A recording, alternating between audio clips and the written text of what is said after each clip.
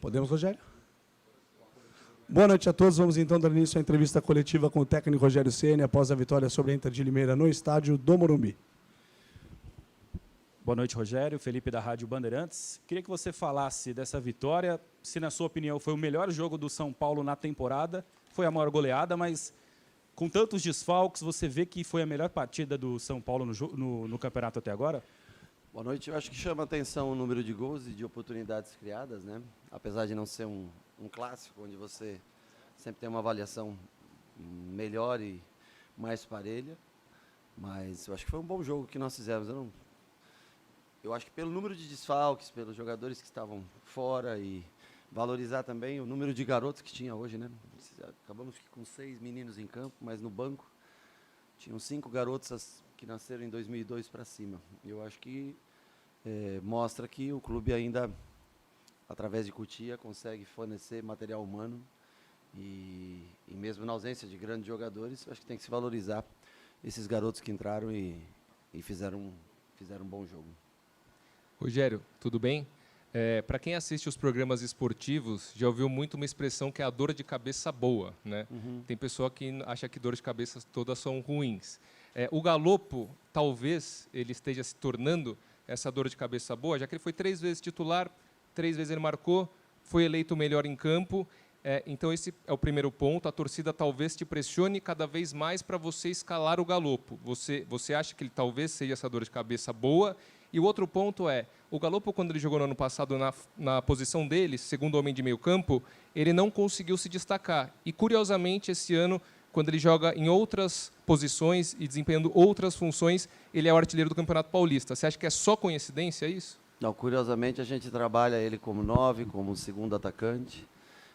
Na função de volante, eu repito para você, se ele jogasse como segundo volante, ele não teria esses gols que ele tem hoje. Ele, para cumprir a função de volante, ele tem uma certa dificuldade, mas ele conseguiu mostrar valores em outra posição, onde ele tem a chegada no gol, como eu já falei, acho que em outras entrevistas, cabeceio, finalização, e vem se tornando um jogador extremamente importante, por isso que vem ganhando espaço. Aliás, ele vem fazendo os gols porque ele vem sendo escalado, né? Como um segundo atacante, um homem um pouquinho mais de lado, logicamente que ele não tem a característica de um ponta, mas sabe jogar bem por dentro, rodar bem por dentro. Eu acho muito mérito pelo trabalho dele, é um menino dedicado, um menino que trabalha pesado, duro, e vem passando um momento ótimo. E a gente, logicamente, você vai vendo o momento, mas eu acho que eu acho que também passa pelo mérito de tentar uma posição mais adiantada a ele, onde ele cumpra menos funções táticas e tenha mais liberdade, já que ele tem essa facilidade de fazer gols. Eu acho que são 6 gols na temporada, muito mérito dele, pelo trabalho dele, e também nosso de analisar que é um jogador que tem que jogar mais à frente do que da posição que ele veio, em tese, contratado para o São Paulo. Então, acho que ele vem se destacando, vem jogando bem, é um menino ótimo de trabalho no dia a dia, vem ganhando seu espaço, por mérito.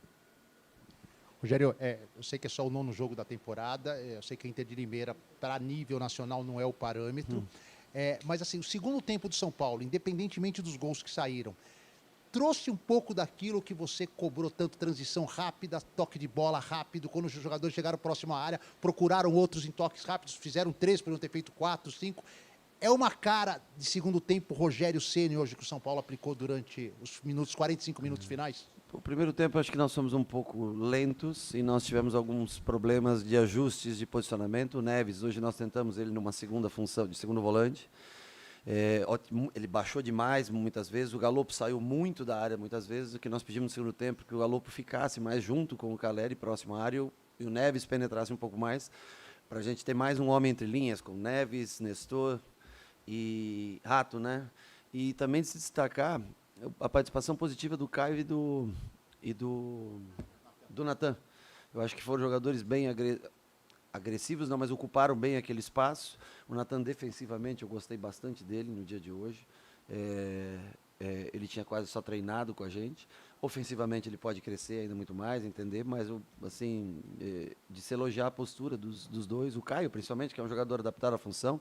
Claro que eles não têm a construção como principal virtude, mas a energia que eles passam e o espaço que eles abrem para a flutuação de Galopo, de Nestor, de Rato, de Neves, que jogou hoje. E o Mendes, que é um jogador que tem muito boa leitura apurada, a coragem do Beraldo, o Franco de construção. Eu acho que depois que eles cansaram um pouco, os espaços começaram a aumentar. Isso coincidiu já com o fim do primeiro tempo e boa parte do segundo tempo. As entradas também foram boas, né? O Luan mais uma vez entrando, participando, até querendo chegar mais à frente do que eu pedi para ele, para justamente mostrar, né, o quanto ele quer estar jogando. Eu acho que todos que entraram bem, participaram. Um dia bacana para a gente comemorar. Rogério, tudo bem? Boa noite. 3 nomes que eu vou destacar e um assunto relacionado. Caio Paulista, na lateral esquerda, mas que você mesmo já utilizou mais à frente, substituindo o Rato, que é outro nome, que eu percebi na primeira etapa você cobrando muito para o Rato entrar, para entrar bastante. O Rato fazendo essa função e o Pablo Maia que entrou hoje como um zagueiro. Polivalência, vai se destacar e vai ganhar mais chances quem conseguir fazer isso com você? Eu sempre gosto de jogadores que possam exercer mais que uma função. Primeiro, porque você precisa de menos gente para trabalhar no dia a dia. Automaticamente isso barateia o custo de um elenco para o clube. Porque se você tem um jogador que faz 2 funções, você pode ter um número menor, mais enxuto de pessoas. Automaticamente cada um tem mais minutos, menos gente descontente você tem. O Rato é um jogador que joga, talvez até eu tenha esteja usando ele demais pelo lado, porque eu gosto, eu sei que mas ele vem muito por dentro. E fez o gol hoje também, que eu acho que eu fico feliz por ele, porque ele vem entregando tanto para a gente, tantas assistências, e hoje ele conseguiu fazer o gol. O Caio, acho que teve uma boa participação na lateral, na ausência do Wellington. Eu acho que é um jogador até parecido com o Wellington de característica, talvez não tenha a explosão do Wellington, mas tem até uma parte técnica um pouco melhor. O Wellington tem essa chegada muito profunda, participou, chutou a gol, tudo, né? E o terceiro nome que você falou? O Pablo, assim, pela ausência de zagueiros à disposição, o Pablo vem fazendo algumas vezes essa função nos treinamentos. E ele já fez na categoria de base, logicamente que improvisada essa função. Eu estava com o Alan Franco, eu achei que ele já estava no limite. Quando nós fizemos o terceiro gol, eu só não queria arriscar tanto porque eles tinham o João Paulo e o Douglas, que eram muito altos, e mais o menino que jogou na direita, hoje o lateral, que joga normalmente como zagueiro, que é um jogador que puxa bem primeiro pau, e um 9 de 1,90 m. Então eu fiquei com um pouco de receio de perder, assim como nós tomamos realmente um gol de bola parada, por um erro nosso de posicionamento, mas tomamos um gol de bola parada, eu fiquei com medo de tomar gols de bola parada. Mas entre um e outro eu preferi tirar o Alan Franco, porque ele já tinha ficado 2 dias praticamente treinando bem pouco, e ele vem numa sequência grande de jogos. E o Pablo mostrou personalidade, ele tem boa condução, bom chute. Ele, como volante já acostumado mais a avançar, até recebe a bola do Luan, né? O Luan dá o passe para ele. Naquele momento pode haver a troca, Luan fica, Pablo vai e faz um golaço. Acho que foi talvez o gol mais bonito do jogo, né, de hoje. O Pedrinho também foi muito bonito, o gol do Pedrinho, mas o do Pablo foi um gol acima da média. Eu gosto do Pablo nessa função, acho que ele ajuda bastante, porque ele tem coragem para sair jogando. Precisa de alguns ajustes, às vezes sai para caçar um pouquinho mais do que o normal, pelo fato de jogar numa posição mais adiantada, mas é um cara extremamente útil para a gente. Rogério, boa noite. Queria que você falasse um pouco mais do Rato, né? Porque você encontrou esse jogador que é o cara das bolas paradas, Sim, com as assistências, como você citou, e hoje marcando pela primeira vez. Também essa possibilidade que ele te dá, não só pelo lado direito, mas flutuando também na entrada da área. E se você pensa até em poupá-lo, porque ele participou de todos os jogos também, né? Quando saiu o terceiro gol, ele foi a primeira peça que eu pensei em tirar. E só estava na dúvida de quem colocaria para jogar no lugar dele, se colocaria um Thales, que treina ali, ou alguém, às vezes, nessa função que possa... Mas o Pedrinho gosta mais do outro lado. Mas, no fim, o Pedrinho acabou entrando e fazendo um belíssimo gol. Mas eu sei que ele fica um pouco desconfortável naquela função, o Pedrinho.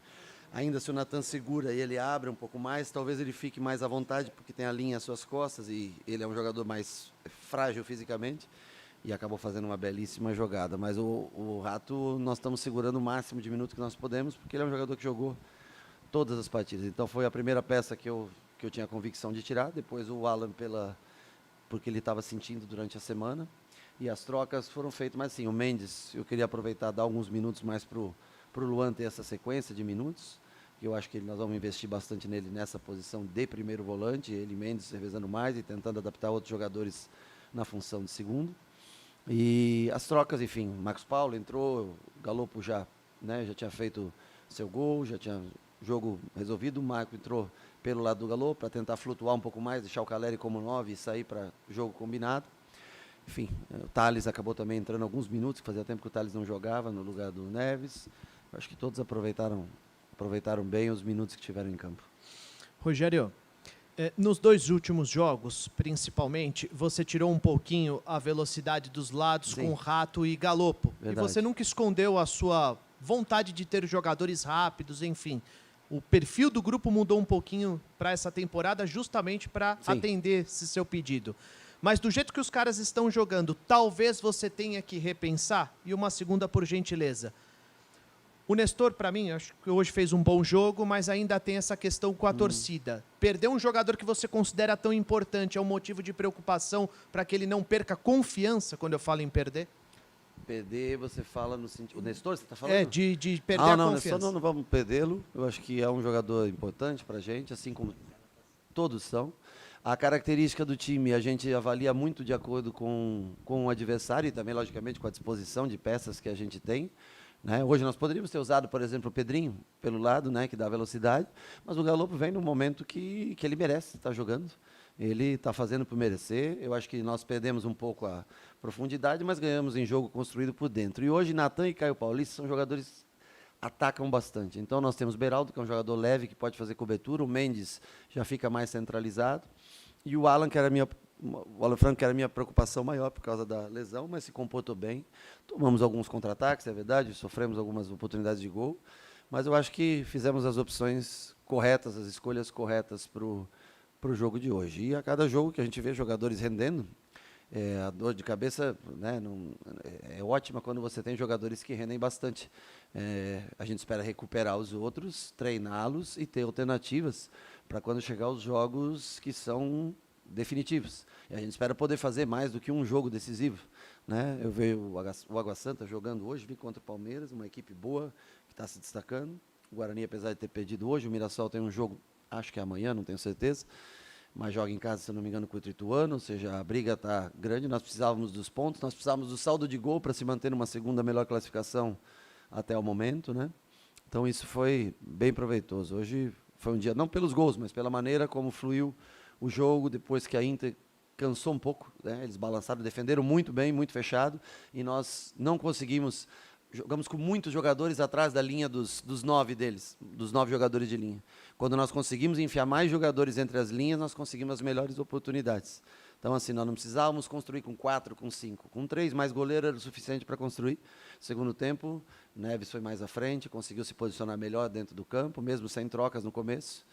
Acho que a gente daí sim executou um futebol mais parecido com o que a gente treinou no dia de ontem para esse jogo. Rogério, boa noite. Terminada a partida, quando nós chegamos na sala de imprensa, entre nós ali, todo mundo, qual foi o gol mais bonito, do Pedrinho, né, ou do Pablo Maia? Aí, para a gente tirar a dúvida, a gente foi perguntar para eles. E aí? Obviamente, o Pedrinho disse que foi o dele, o Pablo Maia, o dele. E nós estamos nessa dúvida, quem vai desempatar, obviamente, podia ser você podia dar uma força para a gente. Pois é, eu acho que os dois foram muito bonitos. Porque Até porque foi do seu lado ali, foi, os o dois. Pedrinho deu um elástico e foi um belíssimo gol, não dá para negar. Eu gostei, seria injusto da minha parte, porque parece que você está escolhendo um em detrimento ao outro. Né? Eu acho que os dois gols foram belíssimos. Eu achei um gol muito bonito de fora da área. Eu acho que é uns 30 metros de distância, um chute daquele para um cara que entrou numa posição improvisada, zagueiro, mas sem dúvida o gol do Pedrinho foi belíssimo. Né? O gol do Pablo Maia, um gol mais raro, do Pedrinho, ele já tem essa habilidade natural de costurar, de ir para dentro, plástico. Cara, eu não sei, eu acho que o voo do goleiro, o esforço do goleiro para pegar a bola entrando na gaveta, eu, assim, adoro o Pedrinho, é um menino ótimo, mas eu achei o gol do Pablo Maia espetacular. Rogério, São Paulo tem o melhor ataque até agora do Campeonato Paulista, e eu quero saber como os teus zagueiros influenciam para o time ter o melhor ataque. Muito, muito. Acho que boa parte da construção se dá através, principalmente da entrada do Beraldo, que vem se destacando muito nesse quesito construção. Precisa evoluir alguns aspectos, como foi o lance que originou o primeiro escanteio, onde ele conduz a bola e demora um pouquinho para dar o passe, aí nós perdemos, mas faz parte também da idade, da maturação do atleta, né?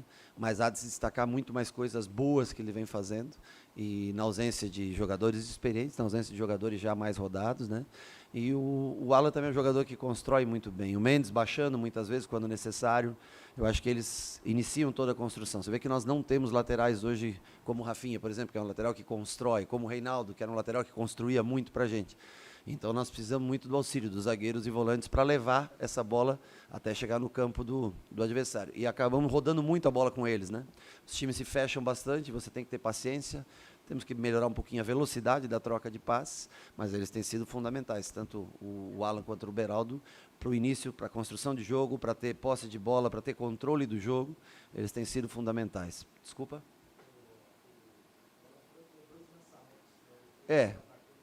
Eu acho até que um deles ele forçou muito rápido a bola. Eu prefiro que a gente balance primeiro para depois essa bola longa, mas contra o Bragantino ele fez e foi um lançamento que deu o gol do Galopo, né? Mas normal que haja erros mas eu acho que eles têm muito mais coisas positivas, muito mais pontos pró do que um ou outro lançamento errado, um outro passe errado que tem. Eu gosto quando o cara tem coragem para construir jogo. Fica um jogo, eu acho que mais vistoso, fica um jogo mais controlado, mais ao menos afeição do que eu penso em futebol. Rogério, você comentou sobre a atuação do Natan, né, que foi muito bem, sobretudo defensivamente. A gente sabe que todas as outras opções para a lateral direita estão lesionados, né? Sim.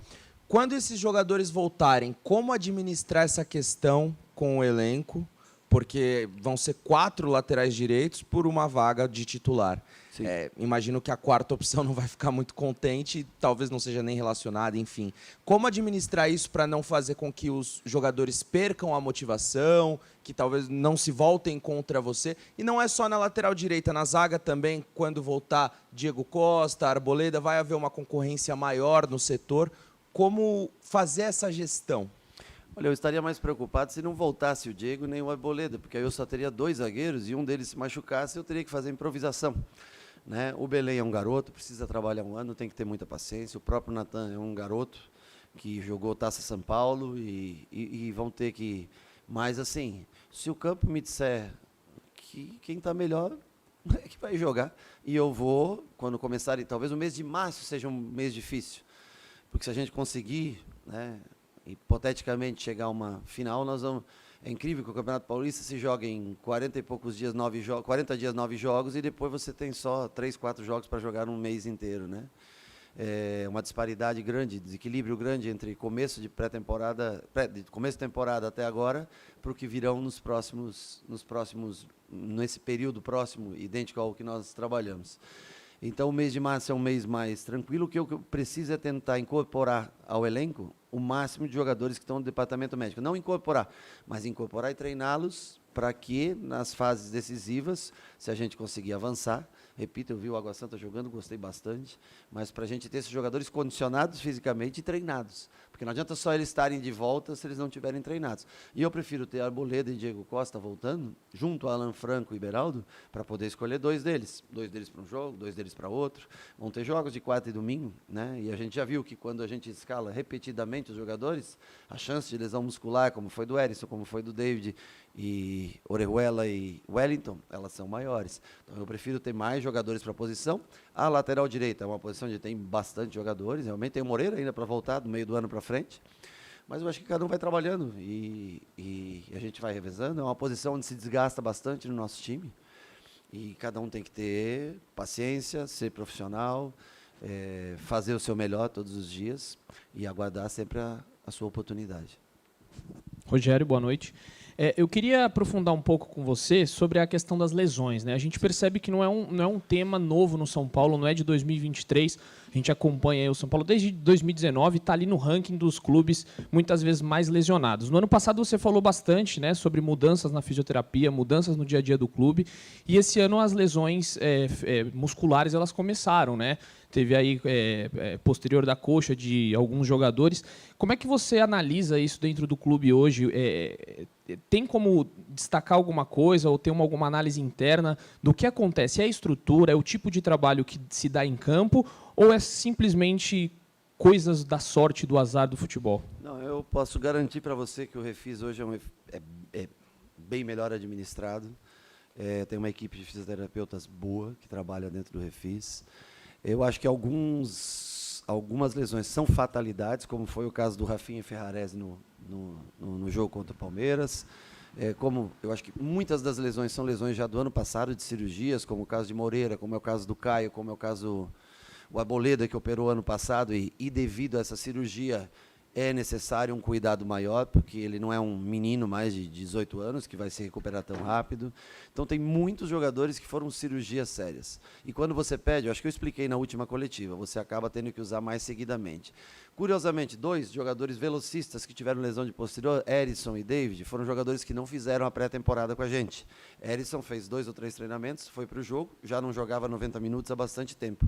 Teve que jogar 90, o Caleri não se recuperou, ele voltou a campo e no minuto 30 sentiu do jogo consecutivo. E o outro, David, que é um jogador que demorou mais tempo do que o normal para chegar, também não fez tantos treinos, aliás, ele, se eu não me engano, foi apresentado depois da estreia, inclusive, para vocês. Então, assim, foram usados ao extremo e acabaram tendo lesão. Wellington jogou todos os jogos. No último jogo, eu fiquei entre tirar o Rato e tirar ele, e acabei escolhendo tirar o Wellington Rato e deixei o Wellington, ele acabou se lesionando porque ele jogou todos os jogos. Então, é uma explicação muito simples.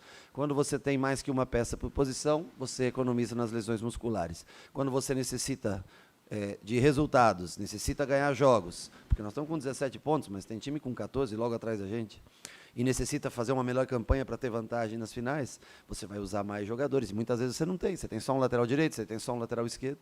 Então, assim, as lesões articulares, elas são uma fatalidade. Isso não tem como. O Moreira machucou sozinho no CT. Ele foi dar um pique atrás da bola, quando ele firmou o pé, ele teve uma lesão de cruzado.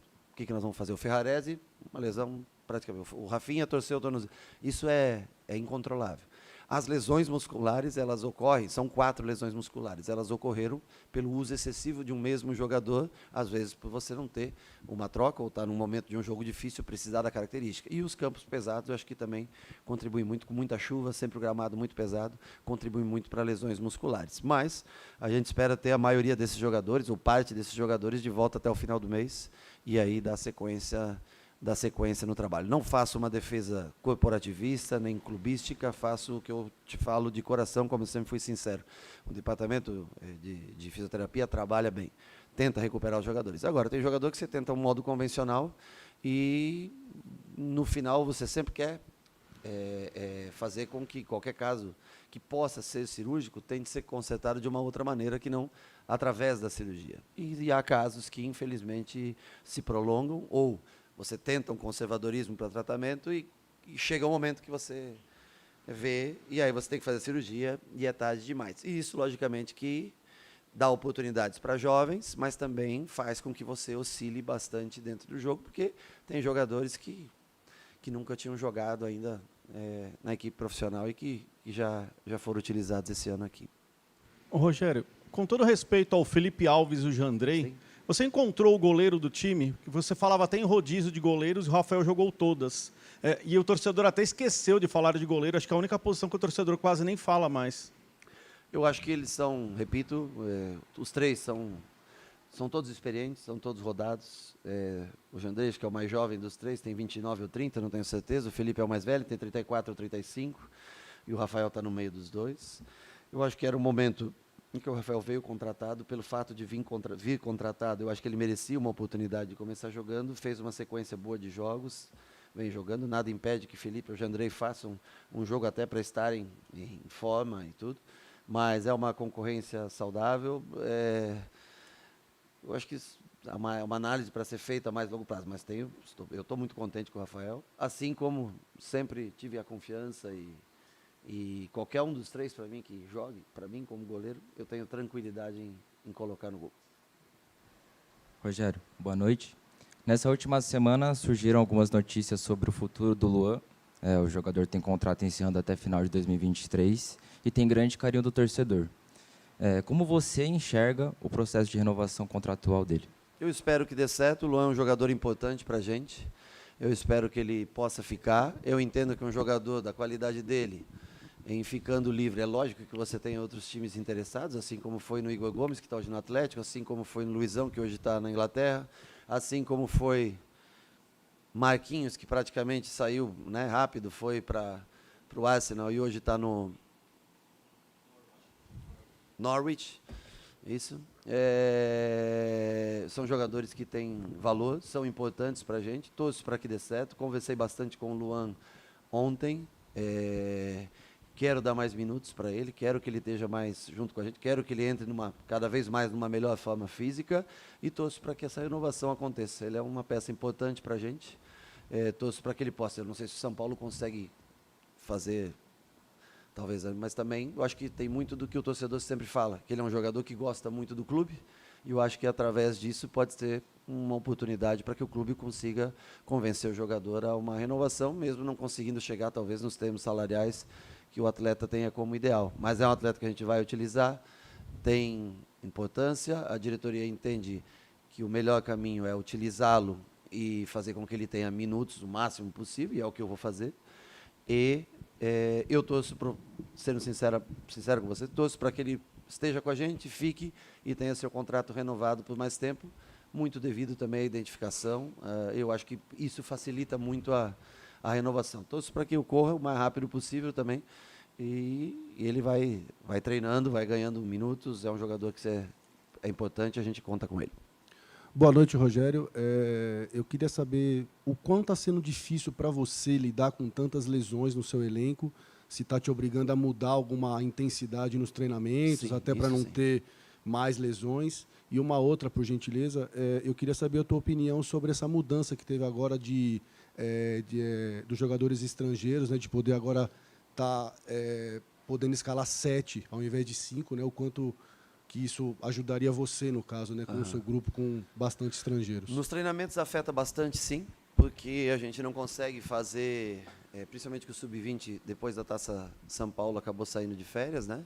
Então nós não temos hoje jogadores que a gente poderia tentar observar mais e aproveitar. Os treinamentos são treinamentos mais técnicos, mais focados em setores do que o 11 contra 11, que a gente possa evoluir.